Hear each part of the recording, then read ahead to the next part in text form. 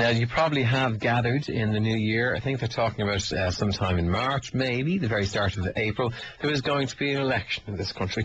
So if playing real-life democracy is just a little bit too boring for you, how about sitting down to a nice game, nice board game called Democracy over Christmas? But there's more to it than just that, because what I like about this is the fact that whilst there may be Democrats playing the game, one of them is a dictator, and the whole thing is to try and beat the dictator. I'd like to be the dictator, and I'd like you to try and beat me. That sounds like a Christmas for me. It's proven to be a very popular new game. It's Irish, and its co-creator, John Lockery, is on the phone. John, good morning. How are you today? Good morning, Tom. I'm fine, thank you very much. How are you? I'm very well indeed. I've always wondered, how difficult is it to invent a new board game? Actually, it sort of happened by accident, so I'm not quite sure about that. Right. How did it happen? It happened a couple of years ago around the breakfast table on a Sunday morning. We were kind of fed up with the greed is good culture, and of course the current political climate and economic climate contributed to it. And we kind of just thought, well, let's see if we can come up with something that's a bit different from the usual kind of Monopoly-style game that's out there, you know. So, it's been challenging at times, it's been interesting at times, but it's been good fun as well, you know. So what's the basic premise of it? How do you play it? Well, the basic premise is it reverses the normal gameplay that you would find in a game like Monopoly, where one person is trying to kind of dominate and win out everything. Whereas in democracy, one person, as you rightly said, the dictator starts out with more power than anyone else, and then all the other players have to try and stop that person from dominating and taking control of everything. I find the idea of being the dictator very attractive. A lot of people do. It brings out interesting characteristics in the players. Bring it on. Bring it on. Can he impose rationing on them, or IMF loans, or? Oh, actually, there's a specific card in the game that is about the economy. So it's about kind of how people have, whether, you know, they've done good things or bad things in their economy, and, then there's consequences for that. You play for votes at being a democracy, so you can win and lose votes as a result of that kind of activity. I like the sound of it. So essentially, if ideally you're playing it with 6 people, would it? Ideally. You can play it with fewer, but yeah, like any game, the more people around the table, the better fun it is. Right.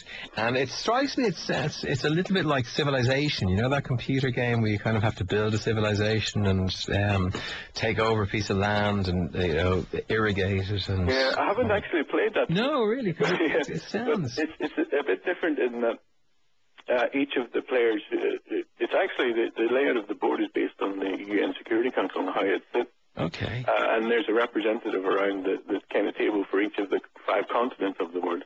Yeah. And they do have to get control of and develop their infrastructure, you know, like their housing and education. Right. But what's different is that the more that they work together, the more benefits there are for them. Right. But obviously the dictator is trying to get control of everything and take control of everything.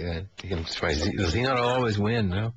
Oh, no. It very much depends on, how players approach the game. Well, there's an element of luck and an element of strategy in it. Yeah, so they have to work together. Yeah. And if they get good things going for their people, facilities and stuff, they win benefits. That's it exactly. Each player benefits each other by doing positive things, and obviously by doing negative things, and right. You lose out. And have you tested this on your friends and stuff? Oh, yeah, it's out there. But before you got it out there, was the first thing to do little pieces of paper that you'd have things handwritten on? Yeah, we kind of made our own version at home first, and then actually we got a lot of help from the County Enterprise Board down here in Kerry.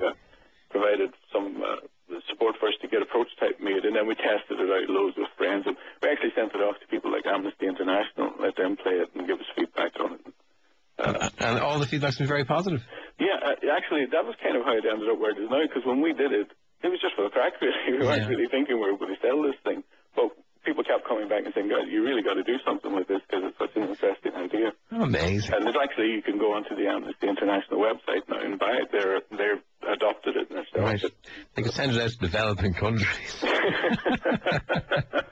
Yeah, there's elements of that too. It always felt like that sometimes along the way. North Korea, maybe. Just a thought for you lads up there, you know, have a go at this old game, see how you get on. If you like it, you know, bring it into your country. Yeah, go and have a look at the website, you know, it's democracyboardgame.com. Very good. Can we get it in normal shops around at the moment, or is it hard to get? In some shops. It's in some bookshops and some small retail shops, but it's not quite out there on the sort of wider market. You know, it makes it all the better, doesn't it? I mean, it's hard to get more desirable. Well, to be honest with you, we haven't really done any promotional work. It's kind of been viral at this point. You know, people have just heard about it and bought it and told their friends, and then they've bought it, and then, you know, it's kind of just spreading like that. I'll have to get my hands on it at some point. It sounds like great crack. There you are.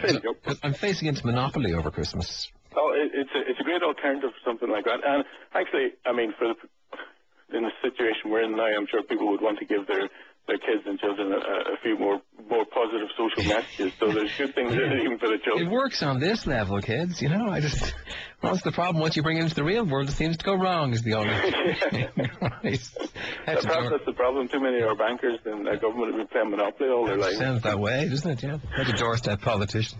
Well, listen, well done, and look forward to seeing it and reading more about it. Sounds like it's going to be a great success. John, thanks very much for joining us. Thank you very much, Tom. And have a lovely Christmas. And you take care. Thanks very much indeed. It's called Democracy. Look out for it. You have the website there as well if you're trying to get your hands on it.